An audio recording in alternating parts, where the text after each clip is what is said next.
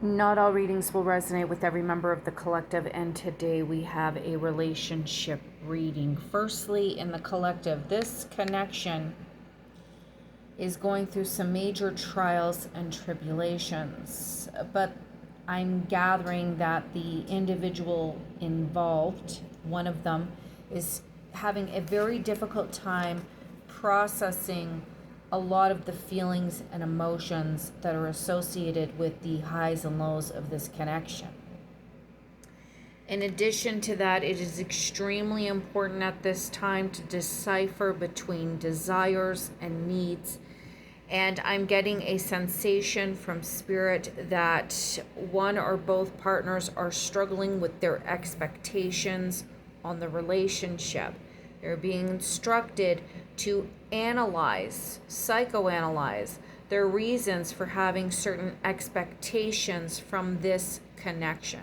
And those expectations could be making it more difficult to move forward in this relationship. So, firstly, I get the Four of Pentacles as an energy that is connecting the two people in this reading. And usually I would see this as needing to build a foundation for the relationship so that it could be strong enough to move itself forward.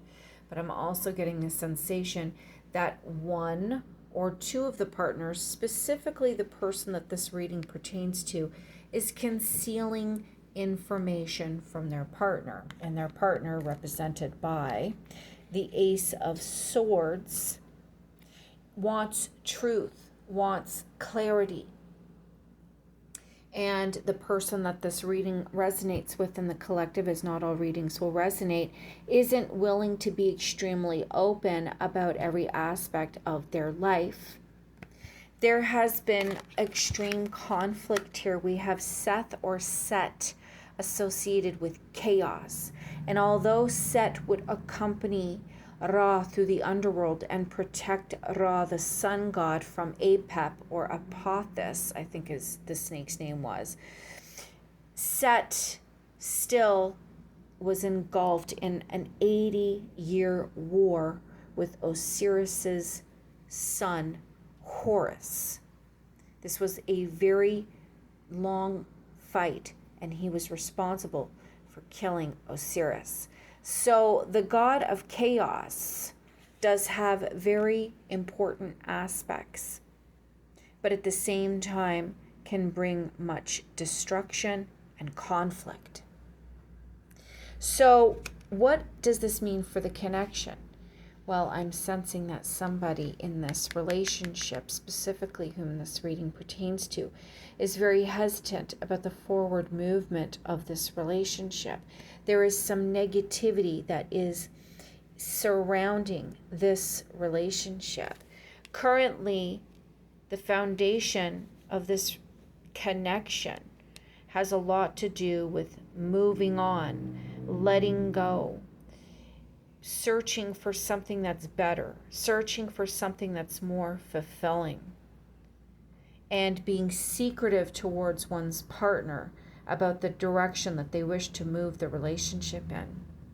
See, I find it interesting. We have the Death card and we have Anubis, which is a god that accompanies the dead to the underworld, where their human heart is weighed on a scale.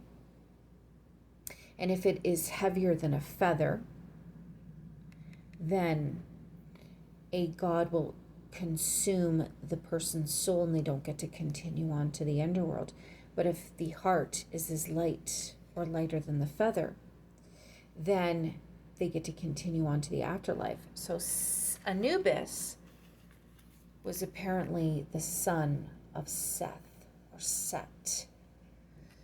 And I find it interesting that they're represented in the same reading. This is the outcome of this relationship spread, which I found to be quite interesting. The need for truth and honesty, acceptance that life and relationships are not perfect, the need to balance out expectations, desires, and needs in order to make this relationship work. the desire to be secretive with one's spouse and being unsure about the direction or the future of the relationship. Both members of this connection remaining closed with their intentions.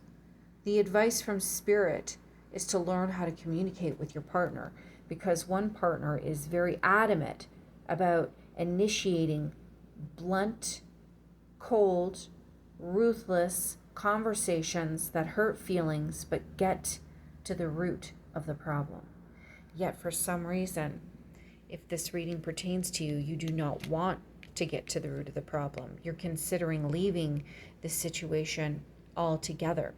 But this Death card is showing me that you cannot escape the decisions of your past. You cannot escape the decisions that were made in this relationship. The relationship can end, but even then you still must answer and atone for your intentions and some of the mistakes that you made. The Seven of Cups presented itself right beside the moon, which shows me that this person is engulfed in fantasy, in illusions, and they aren't focusing in on what necessary steps must be taken in order to bring a renewal and a reckoning for this relationship. Their partner is extremely dedicated to finding things out, but the partner is concealing, they are unsure, and their head is absolutely in the clouds here. There is chaos and destruction that have occurred in this relationship, and they are being instructed with the Bull card that inner strength will help you handle any possible challenges that come along the way. You have the strength to look at the relationship for what it is and move forward and problem solve.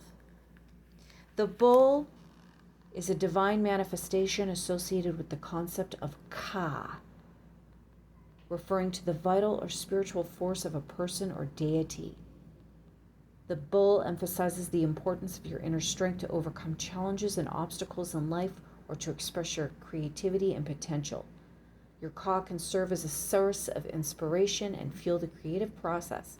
It's a valuable guide during times of crucial decisions. Remember that you have an infinite reserve of possibilities and wisdom within you. So here you have somebody in the collective that is admitting that life can be difficult, that is admitting that one must change priorities in order to make the relationship work. And we have another one that feels overwhelmed by the conflicts of this relationship, the conflicts that have been brought to them as a result of this relationship. They're feeling overwhelmed and they're not sure. And that's why the relationship isn't in this state of being. They're considering leaving. They've tried to leave, but the partner tried to make them reconsider. Intellectual stimulation and negotiation. They want to build a foundation. They want to build a future. Whereas the individual represented by the moon, aka the person reading this, listening to this reading online, they're unsure. This is literally atop of the Eight of Cups. They're even getting to a point where they're somewhat selfish with their love. They're not sure. And that's why we get the needs and the desires popping up. They're having trouble sorting out what is most important concerning their needs and their desires. What is most important for the longevity of the relationship. So the future, we have the Death card, Anubis. And, in this tradition, if your heart weighs more than a feather, then you're not a very light-hearted person. You're carrying baggage, you're carrying misdeeds. You're not carrying an honest to good-hearted intention with the people in your life. So this Death card is suggesting to me that it's time to get your head out of the clouds. It is time to be honest with your partner and bring the same level of honesty to the table that they bring to the table. It's time to stop being wishy-washy about whether or not you're going to stay or whether or not you're going to go. It's time to confront battles head on and move forward with your partner, knowing that the universe has got you on this. And lastly, you must let go of those aspects of yourself that weigh down your heart, that weigh down the relationship. You have to